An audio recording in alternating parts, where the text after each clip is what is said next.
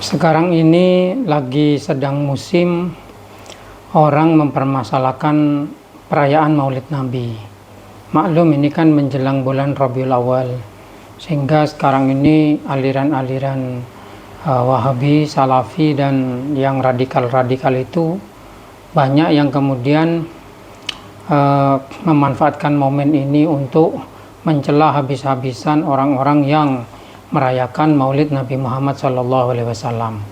Padahal semangat aslinya dari merayakan Maulid Nabi itu adalah karena menunjukkan kecintaan kepada Nabi Muhammad SAW dengan cara membaca sholawat yang banyak di bulan kelahiran beliau. Mereka orang-orang Wahabi dan Salafi mengatakan bahwasanya itu tidak pernah dikerjakan di zaman Nabi dan bahkan itu dicontohkan pertama kali oleh orang-orang Syiah. Ini adalah penyesatan yang nyata, karena jika persoalannya adalah karena perayaan Maulid Nabi ini umpamanya pertama kali dirayakan oleh orang-orang Syiah, maka kalau begitu kita tidak boleh pakai komputer dong, tidak boleh pakai HP, karena itu pertama kali dibuat oleh orang-orang kafir, orang yang tidak Islam. Tapi kenapa kita kok pakai HP? Kenapa kita kok pakai komputer dan lain sebagainya? Ini penyesatan yang nyata. Karena apa? Karena pada dasarnya, meskipun umpamanya memang betul Maulid Nabi itu pertama kali umpamanya dirayakan oleh orang-orang Syiah umpamanya, tapi semangat merayakan Maulid Nabi itu karena mencintai Nabi. Sedangkan Nabi Muhammad bersabda, "Man ahbani kana ma'i fil jannah." Jadi seharusnya itu tidak dipermasalahkan. Kemudian lagi ada yang permasalahkan karena Nabi Muhammad tidak pernah merayakan Maulid Nabi Muhammad SAW. Loh, ini jelas salah. Kenapa? Karena Nabi Muhammad SAW sendiri merayakan kelahiran beliau dengan cara berpuasa di hari Senin. Dan umatnya pun sunat berpuasa di hari Senin. Ini hanya hari kelahiran beliau yang beliau rayakan. Apalagi ini kemudian bulan kelahiran beliau juga dirayakan oleh umat Islam dengan cara merayakan Maulid Nabi. Jelas bagus, karena mafhum muwafaqah dari puasa Senin itu adalah merayakan bulan kelahiran beliau juga. Kalau ngaji usul fikih kita tahu itu. Masalahnya kalau orang-orang itu tidak mengaji usul fikih, sehingga tidak memahami esensi dari perayaan Maulid Nabi Muhammad SAW itu sendiri, maka jadinya mereka malah membid'ahkan, mengharamkan.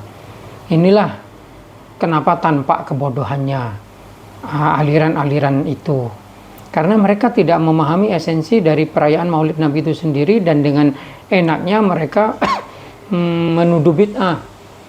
Padahal sebenarnya itu bukan bid'ah, karena ini tidak berkaitan dengan masalah ubudiyah. Ini bahkan bukan bagian dari syariat ini adalah bagian dari budaya, bagian dari ihsan, amal kebajikan yang secara universal itu dinilai sebagai sesuatu yang bagus. Nabi Muhammad SAW bersabda, "Ma ra'ahul muslimun hasanan fahuwa indallahi hasanun." Sesuatu yang dengan orang-orang Islam dipandang sebagai sesuatu yang bagus, ya menurut Allah juga bagus. Misalnya perayaan Maulid Nabi Muhammad. Ketika ditanya apa isinya, isinya pembacaan sholawat, isinya bersedekah. Jadi isinya semuanya bagus-bagus.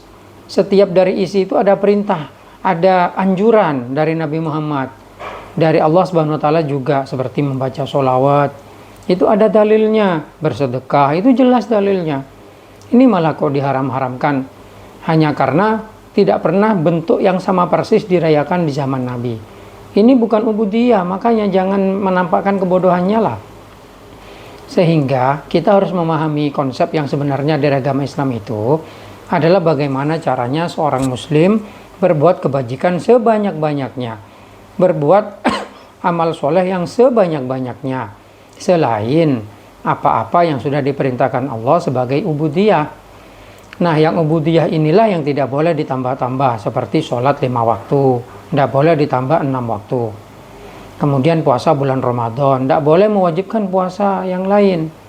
Tetapi hal-hal yang bersifat sunnah juga dikerjakan dengan baik, tapi jangan diwajibkan. Misalnya memelihara jenggot, ini tidak wajib hukumnya. Ini adalah sunnah, agar umat Islam itu tidak menyerupai orang Yahudi itu di zaman Nabi. Karena di pasar-pasar itu orang Yahudi biasanya memelihara kumis dan mencukur jenggot. Oleh karena itu kemudian Nabi Muhammad menganjurkan kepada para sahabat untuk memelihara jenggot dan mencukur kumis. Ini semangat yang asli seperti ini. Tapi coba lihat sekarang aliran-aliran yang radikal seperti Salafi dan Wahabi, mereka seakan-akan mewajibkan berjenggot itu. Kalau tidak berjenggot, anti sunnah. Anti sunnah itu berarti ahlul bid'ah. Nah, ini berarti merubah hukum. Justru ini yang bid'ah, merubah hukum yang asalnya sunat, lalu dijadikan seperti wajib.